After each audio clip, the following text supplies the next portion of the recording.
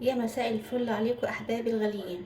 طيب ده ربع كيلو لحمه مفرومه، هيكفي 6 افراد ان شاء الله هيكفي. تعالي اقولك هنعمل ايه. اول حاجه اهو ربع كيلو لحمه مفرومه، بسم الله الرحمن الرحيم. معايا هنا ايه؟ بصل يجي حوالي نص كيلو، تمام اهو. زائد طماطم، فلفل، طماطميه واحده ودي اختياري، فصين توم برضو ده اختياري، فلفل ده اهم شيء، تمام. معايا هنا خلطة الحواوشي، شوية بهارات، ملح طبعا كده اكيد بقى انت عرفتوا انا هعمل ايه. معايا هنا بقسماط. يلا ننزل بده كله على الخلاط ان شاء الله ونشوف هنعمل ايه.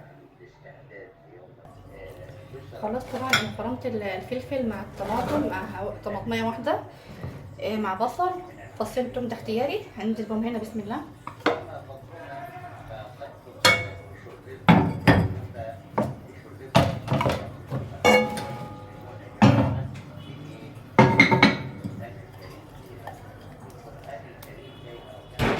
طيب هتعملي ايه تاني يا رشا؟ بسم الله الرحمن الرحيم. طبعا ده البقسماط، بسم الله.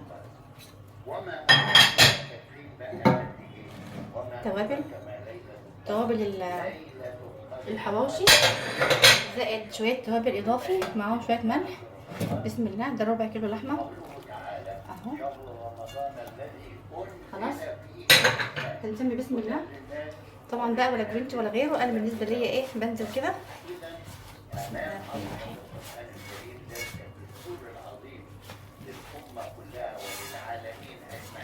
طبعا بقى الأولاد طلبوا مني يشتروا من بره، فأنا رفضت طبعا لأن بره إيه هو مش نضيف أول حاجة.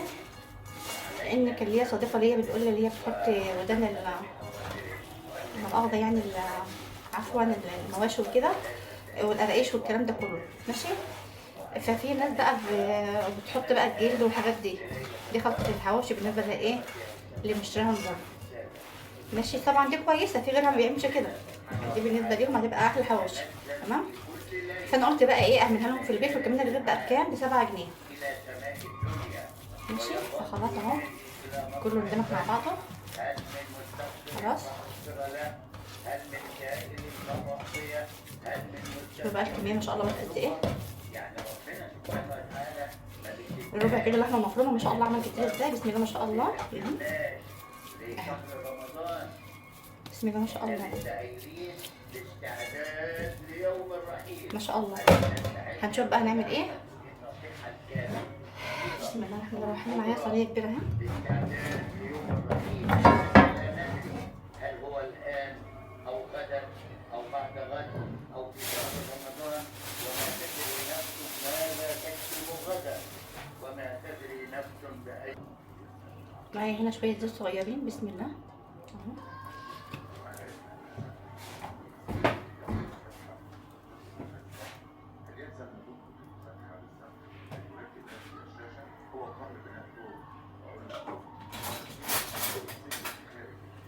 معاكي هنا بقى فرشه ماشي، تدهنيها بقى كده.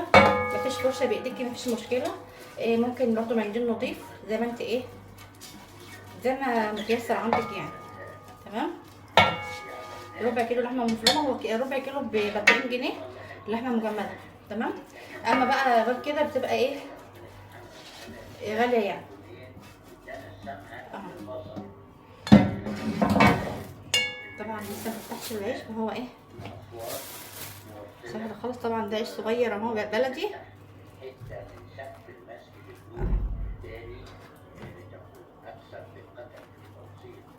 نفس الحكايه. بسم الله الرحمن الرحيم.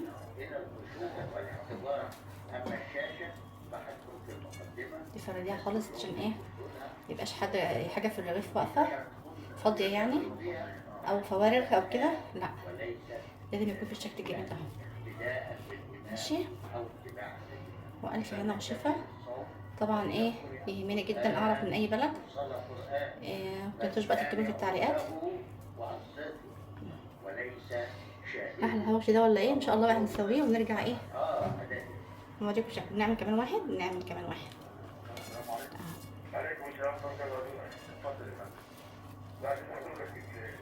طبعا العيش ده من 12 ب10 جنيه، يعني 6 ب5، تمام.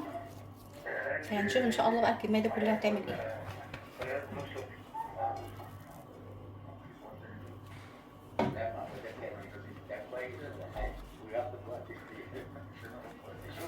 بسم الله.